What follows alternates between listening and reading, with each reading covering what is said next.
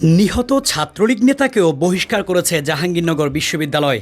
সম্প্রতি নিষিদ্ধ ঘোষিত ছাত্রলীগের রাজনীতির সঙ্গে জড়িত ২৫৯ শিক্ষার্থীকে সাময়িক বহিষ্কার করে প্রশাসন। সেখানে গণপিটুনিতে ছাত্রলীগের সাবেক নেতা শামীম মোল্লার নামও রয়েছে।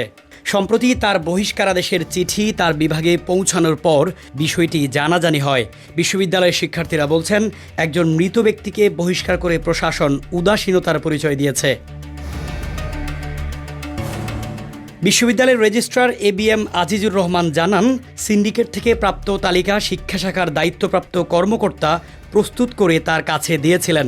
৩৭টি বিভাগে আলাদা আলাদা চিঠি স্বাক্ষর করতে গিয়ে অসাবধানতাবশত ভুল হয়েছে।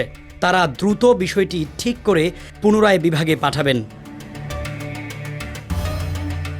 প্রশাসন বলছে, ওই ছাত্রলীগ নেতাকর্মীদের মধ্যে যাদের ছাত্রত্ব শেষ তাদের সনদ স্থগিত করা হবে। যারা পরীক্ষা ও ভাইবা দিয়েছেন তাদের ফলাফল স্থগিত করা হবে ও নিয়মিত শিক্ষার্থীদের সাময়িক বহিষ্কার করা হবে।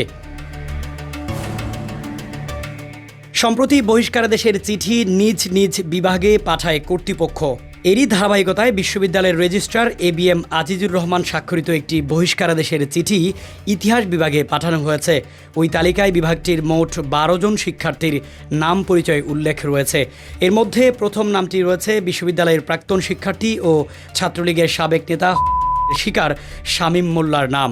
ওই চিঠিতে শামীম মোল্লার নামের পাশে ব্র্যাকেটে লেখা রয়েছে। বিষয়টি ঘিরে ইতিমধ্যেই ক্যাম্পাসে আলোচনার সৃষ্টি হয়েছে। এ বিষয়ে বিশ্ববিদ্যালয়ের আন্তর্জাতিক সম্পর্ক বিভাগের শিক্ষার্থী বলেন, দীর্ঘদিন পর বিশ্ববিদ্যালয়ের প্রশাসন হামলাকারীদের শাস্তি দিয়েছে। সেই তালিকায় একজন মানুষকেও সাময়িক বহিষ্কার করেছে প্রশাসন। মৃত ব্যক্তিকে কিভাবে বহিষ্কার করা হতে পারে, এর চেয়ে হাস্যকর আর কিছু হতে পারে না।